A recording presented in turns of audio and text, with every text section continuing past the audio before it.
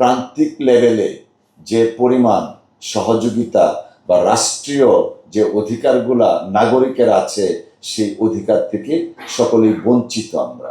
আমি আসলে কি জেলা সদরকে একটু এড়িয়ে যাই ইচ্ছাকৃতভাবে।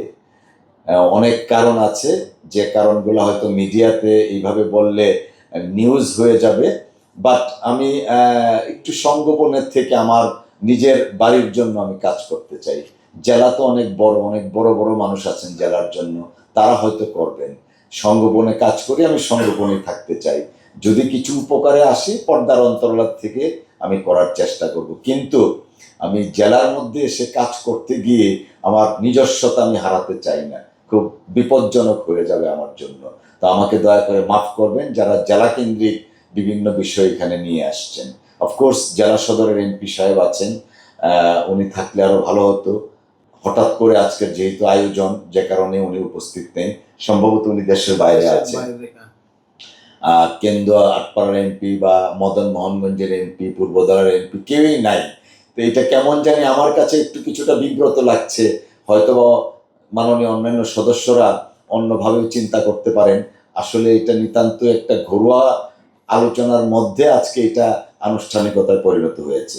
যারা এই পরিবেশের সাথে ইনভলভ আছেন, অর্থাৎ বন, পরিবেশ এবং কৃষি, এই তিনটা মন্ত্রণালয়ে যারা সম্পৃক্ত কর্মকর্তাবৃন্দ আছেন, আমি জানি না আপনারা কতটুকু জানেন, correct me if I am রং, বাংলাদেশের বা প্রত্যেকটা জনবসতির শতকরা মিনিমাম 25% বনভূমি বা বনায়ন থাকতে হয়। আমাদের নেত্রকোনা জেলায় কত পার্সেন্ট বনায়ন আছে আমরা কেউ জানি কি না, অনেকেই জানি না, বাট আমি যতটুকু জানি 0.30 থেকে 0.70% পর্যন্ত, অর্থাৎ 25 ভাগের মধ্যে 1 ভাগও নেই। আমরা একটু স্তম্ভিত হচ্ছি। আমার মিনিমাম 25 ভাগ থাকার কথা, 1 ভাগও নেই। 0.30 থেকে 0.70 পর্যন্ত আছে। আমরা সবাইকে সাথে নিয়ে এই 0.30 থেকে আমরা অ্যাটলিস্ট 1 and above করতে পারি কিনা। কারণ দেখেন, আমরা শুধু অবকাঠামোর কথা শুনলাম, সেই অবকাঠামো রক্ষা করতে হবে এবং সেজন্য বনায়নটা খুব প্রয়োজন। বন বিভাগের যিনি আছেন, উনি যেহেতু 2nd of July এসছেন, অতএব ওনাকে কোনো অবস্থাতেই আমরা দায়ী করতে পারি নাই। বাট দায়ী তখন করব আগামী 6 মাসের মধ্যে যদি আমরা পার্সেন্টেজের একটু উপরের দিকে না যাই। আমাদের প্রবলেমটা হয়েছে কি, জেলা সদরে আমরা যারা চাকরি করি প্রত্যেকেই জেলা কর্মকর্তা হিসেবে জেলার মধ্যে সীমাবদ্ধ থাকি, অর্থাৎ সদরের মধ্যে সীমাবদ্ধ থাকি। যে কারণে প্রান্তিক লেভেলে যে পরিমাণ সহযোগিতা বা রাষ্ট্রীয় যে অধিকারগুলা নাগরিকের আছে, সেই অধিকার থেকে সকলেই বঞ্চিত আমরা।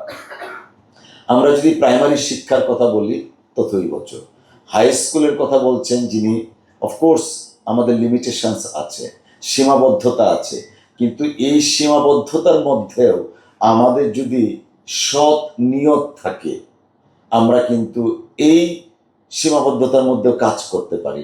আমি জানি না জেলা শিক্ষা কর্মকর্তারা বা সহকারীরা আছেন, তারা কতদিন বা কয়দিন সপ্তাহে একটা উপজেলা লেভেলের স্কুলে যান পরিদর্শনের জন্য। আমার জায়গা থেকে আমি যতটুকু পারি, আমরা যদি কাজ করতে পারি, তাহলে মানুষ যে অধিকার থেকে বঞ্চিত, সেই অধিকার কিন্তু দেয়া যায়। আমি যেমন সকালেও কর্মাকান্দা বলে আসছি যে এই কর্মাকান্দা দুর্গাপুরের মানুষের ভোটে নির্বাচিত হয়ে আলহামদুলিল্লাহ যথেষ্ট আমি পেয়েছি। গাড়িতে একটা পতাকা, বাড়িতে একটা পতাকা থাকে। আমার কাছে এই পতাকা কিন্তু সৌন্দর্য বর্ধন বা দেখানোর জন্য নয়। আমার কাছে এই পতাকাটা হচ্ছে একটা দায়িত্বের পতাকা, একটা কর্তব্যের পতাকা, একটা সততার পতাকা, ন্যায় বিচার প্রতিষ্ঠা করার পতাকা। এই পতাকা হচ্ছে মহান মুক্তিযুদ্ধে যারা শহীদ হয়েছিল তাদের রক্তের সম্মান দেওয়ার পতাকা। 24শে জুলাই যারা শহীদ হয়েছে তাদের রক্তের সম্মান দেওয়ার পতাকা। এই পতাকাটাকে কখনোই আমি আমার দেখানো বা বিলাসিতা হিসাবে ব্যবহার করি না, যে কারণে অনেক সময় আমি ইচ্ছে করে জেলা সদর এড়াইয়া চলি। আজকে দেখেন আমরা বসছি, না হলে 10,000 টাকার খাবার খাইয়া ফেলছি আমরা। হ্যাঁ, আমাদের এটা লাগে বসতে গেলে। আমি এই জিনিসগুলো এড়াইয়া চলি এই কারণে, এই 10,000 টাকা দিয়ে হয়তো আমরা একটা পরিবার, একটা বাচ্চার পড়াশোনার 1 বছরের খরচ হতো। আমি সেইভাবে আমার জীবনটাকে দেখার চেষ্টা